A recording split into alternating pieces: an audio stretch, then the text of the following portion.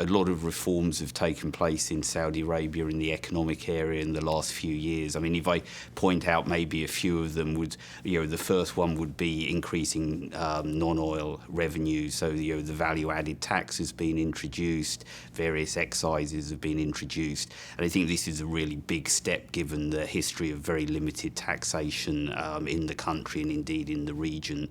Then energy prices have been reformed, they've been raised, and we can already see that this is having an impact on energy consumption. Gasoline consumption has slowed, electricity consumption, the growth has slowed. So I think those are really important. We're seeing increased female participation in the labour market. That's been gradually increasing over a number of years. The government has a number of policies that it's aiming to help women participate and get jobs. So, they're subsidising transportation options, subsidising childcare. Of course, women be able to drive will over time also, I think, help access the labour market opportunities there. We know in Saudi Arabia that more women graduate from universities than men do. So this is a huge untapped potential for productivity, for growth, for incomes in Saudi Arabia. So I think all of these are all very important reforms that are ongoing. We're beginning to see growth in the non-oil sector now pick up, I think, as confidence returns to the economy. Of course, there are still challenges out there, and perhaps I could point to two. I mean, the first is that the government and exports, government revenue exports, are still very dependent on oil. And as we've seen recently, oil markets have been very volatile. Oil revenues and oil prices increased over the last couple of years. We have seen an increase in government spending as well. And the concern we have there is that as spending increases, it increases the fiscal vulnerabilities over the medium term if oil prices then drop, and you'd have a large fiscal deficits again.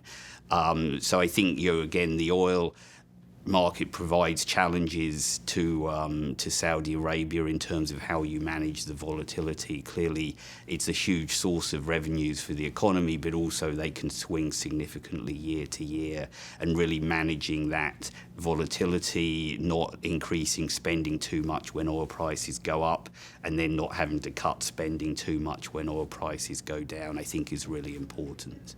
And I think another area is clearly job creation.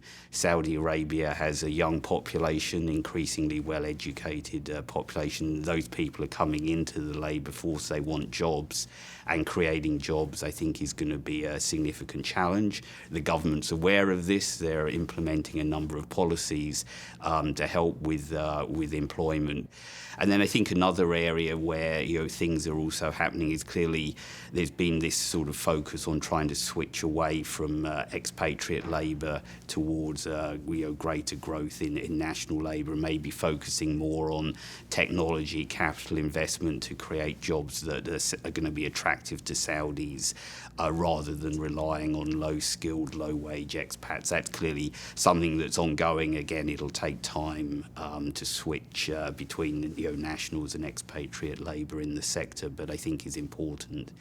Then I guess maybe last I should say, the unemployment has begun to, sort of edge down a little bit, the national unemployment rate. So, maybe we're beginning to see some positive signs there together with the pickup in non-oil growth.